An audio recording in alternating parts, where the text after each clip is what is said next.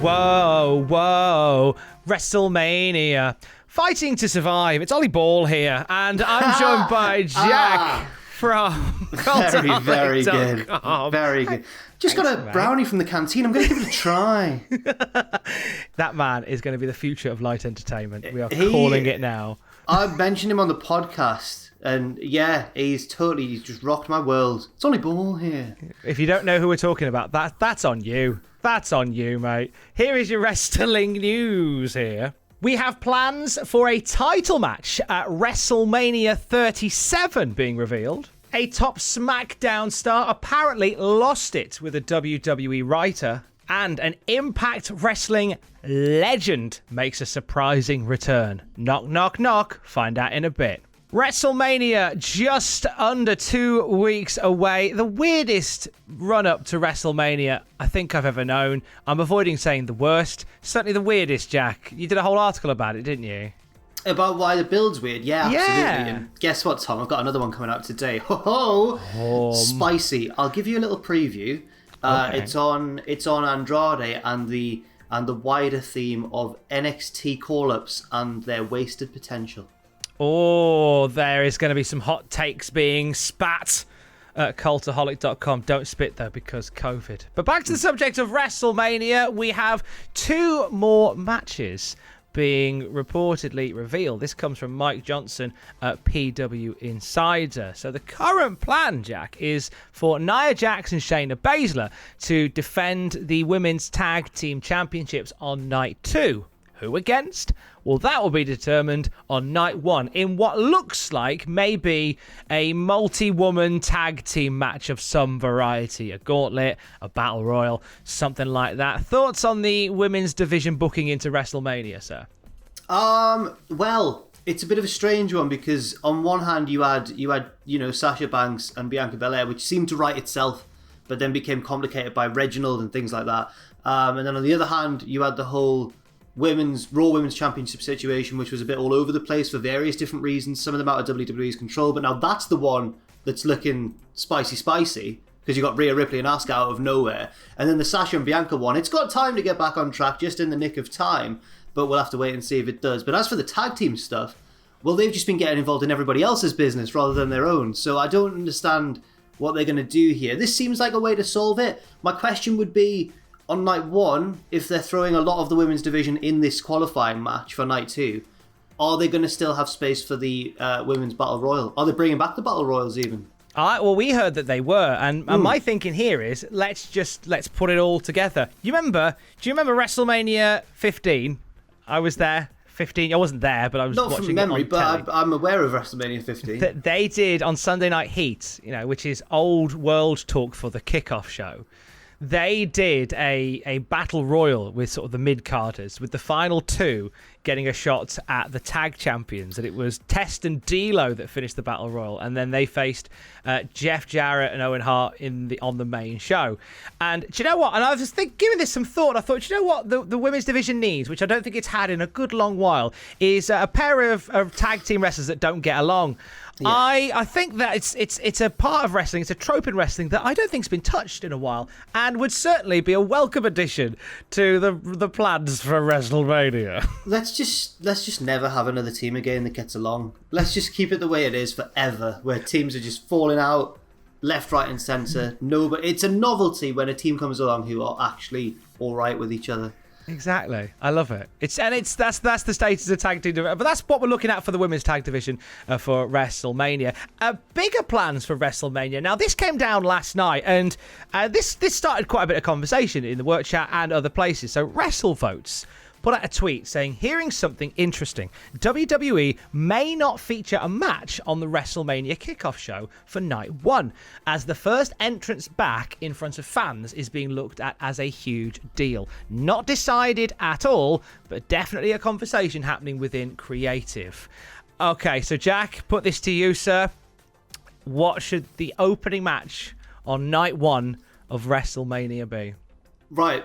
So my head agrees with you, because I believe you said it should be Drew McIntyre versus Bobby Lashley. Absolutely. Presumably we get a huge novelty Drew McIntyre entrance to welcome him back to the live crowd, hopefully before he captures the the WWE Championship.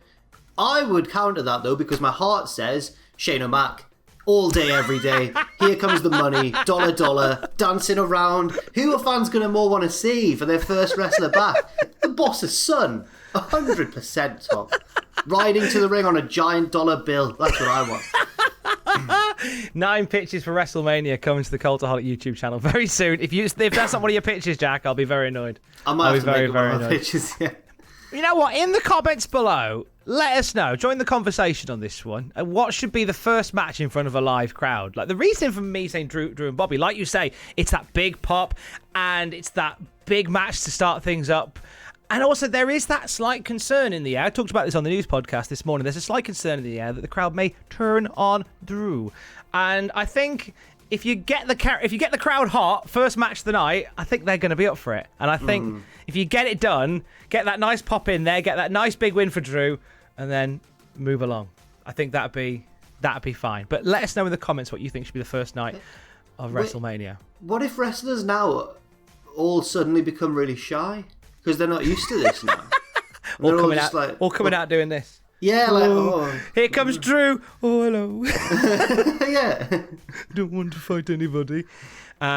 Other news from the wrestling world this week, we saw the announcement come down that going against what Paul Heyman said in 2005, Triple H does want to work Tuesdays, and it looks as if NXT has made the move to Tuesday nights. What did Paul Levesque have to say, Jack, about the strategic move to move NXT back to Tuesdays? Well, he was doing an interview with Variety, and he said, "We now feel like we're in a good place where we can move that consistent fan base over to Tuesdays. We believe they'll follow us. That way, we can grow the brand more, given the lead-in from Monday Night Raw, which we've seen in the past."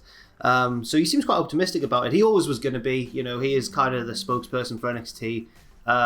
And despite many people seeing the move to Tuesdays as an admission of defeat, that's not apparently the way the WWE are looking at it. Apparently not. And I think everybody wins here. I think the fans win with a decision like this.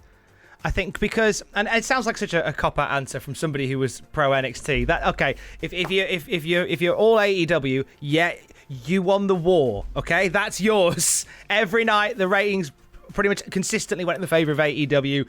It's kind of helped this decision be made. Nicely done, well deserved, for whatever. But I think everybody wins at this point because you're going to see AEW's ratings increase. Like, I think they're going to be very much touching or just slightly clipping over the top of that 1 million mark on a Wednesday going forward now that the fans aren't divided. And NXT will have a big uplift as well. Like, I think we'll see NXT start to push towards that 1 million on a more regular basis as well. I think I know everybody thinks it's probably a bit of a soy answer, but I stand by it. I think wrestling fans win with this Wednesday night thing coming to an end, you know? Fair enough. Fair. I mean, yeah. Okay, I mean, it's a point that can be debated, Tom. I would say that maybe I'm just a bit worried that NXT and AEW might stop pushing each other now in terms of big moments and stuff like that. I think what it might lead to is, I mean, you'll probably get less of those sort of immediate satisfaction moments where they're competing against the other. I think you may see sort of the return of more long-term story planning with NXT, where you can sort of start a slow burn thing. I feel like a lot of stuff in NXT kind of is, they watch AEW a lot, and they do, and a lot of things kind of maybe get pushed a bit quickly or changed on the fly, because if it's not working, if it's not fixed rate wides, then they don't stick with it. I like the idea of them maybe playing a long game a bit more with storytelling rather than sort of on the moment things, like random bursts of things. Would you say that Sami Zayn bringing Logan Paul to SmackDown is long term? Because I don't think that connection has been there for too long. No, I don't think that it's long term at all. I couldn't think of a funny answer. He's going to be there for a second. I don't know what to say, Tom. I don't know what to say. Logan Paul's a big boy, so he could definitely do a move or two. Though I'm waiting for some sort of physical involvement from the Logmeister. I think that's what his fans call him. I'm one of the kids. You are so down with the kids, mate. So down with the kids. But it's Sami Zayn that we're talking about here, who was on the Getting Better with Ron Funches podcast. talking about a recent interaction that he had with a WWE writer. Sami Zayn here saying, not to pull the curtain back too far, literally last week at WWE television on SmackDown, I was having a real bad week, getting really frustrated about a lot of little things.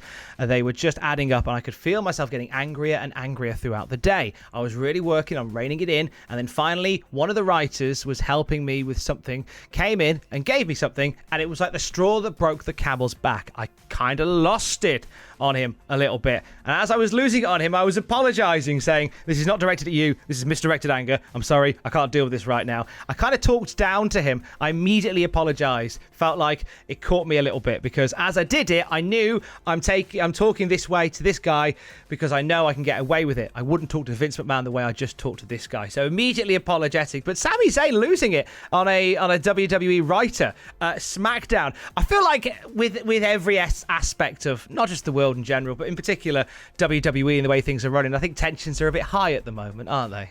Yeah, and fair play to Sami Zayn for admitting this. He could literally have never said anything, and it would only ever have come out if the writer had decided to make that public. And it still doesn't really make it okay, but he knows why. He's recognised that he wouldn't talk to Vince McMahon that way, and it's misdirected anger.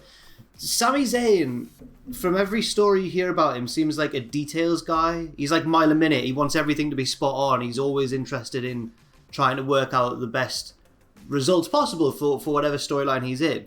So I imagine that right now, with this very one-note conspiracy theorist angle thing that just doesn't really seem to have an end point and doesn't seem to have much of a plan behind it, I imagine that is incredibly frustrating for him. And I'm not saying that's this particular writer's fault, but I can sort of understand in a way why he might be a bit agitated at the minute, I suppose. Yeah, it's a lot of times it is all in the detail, and people like Sami Zayn's one that's very much like fine-tooth combing this story, and you can get the frustration. Wrestling is open to embellishment for stuff like this as well, because I read stuff like that, and I think it's that kind of part of Sami Zayn's character, because I know Sami Zayn's a bit angry at the better time. So wrestling's open to embellishment, like the idea that James Storm happened to have his exactly 1,000th match on Impact Wrestling yesterday. Exactly 1,000 matches for James Storm in Impact Wrestling. I don't know whether you've been keeping track of James Storm's matches, but I think there's a touch of embellishment there. Do you? His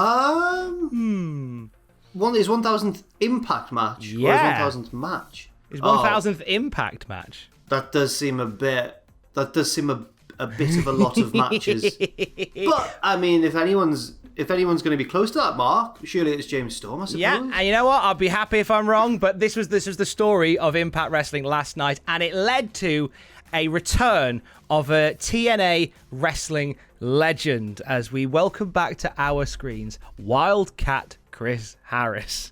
Yes. What a treat to see Braden Walker back on our TV screens once again. You were there as a fan for the Braden Walker stuff in ECW, right, Jack? I wasn't, unfortunately, but I'll tell you what, I have gone back and watched a lot of America's Most Wanted, and what a tag team they were, Chris Harris and James Storm. And for some reason, despite all the amazing things they did, the one thing that sticks in my head is that Chris Harris is left-handed and throws punches left-handed. I was like, he's a southpaw, yeah, as they call it. The more you know, the more you know. Well, that's it. They were reunited for the first time on TV in a long, long time on Impact last night. It was Chris Harris helping James Storm defeat Eric Young. We talked about Eric Young earlier in the week, and out of action now for the rest of this year. So it's a strong final match to go out on. And welcome back, Chris Harris. Do we want to see Chris Harris more in TNA Wrestling, or in Impact Wrestling rather? Call it TNA then. You know what? I'm always cautious when they bring back too many legends or anything like that. We've seen that in WWE and even in AEW quite a bit as well. But with Chris Harris, I really don't mind at all. I think that's okay for me. We haven't seen him for quite a while. He's part of a legendary tag team in Impact history. Yeah, go for it. It may be later on today. I don't know about you, so I'll be breaking out my DVD box set of the best of Braden Walker. Yeah. I love that scene when he stood on the ramp and put his arms on his side like that. Great days. Stay safe. Love you. Bye.